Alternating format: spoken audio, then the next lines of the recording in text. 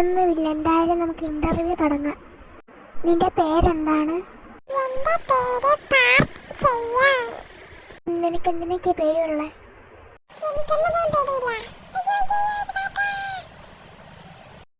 എല്ലാം മനസ്സിലായി.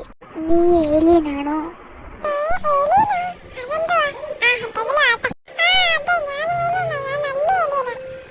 പേരെന്തുവാണല്ലോ. നിനക്ക് ഏറ്റവും ഇഷ്ടപ്പെട്ട പോസ് ഏതാ?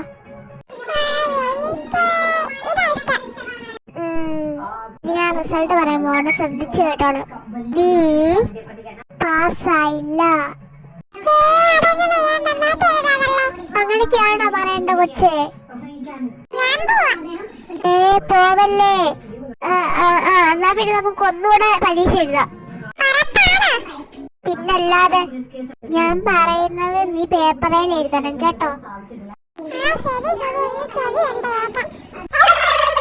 ശരി, എഴുത്. Black pink. പറ്റത്തില്ല. അയാള്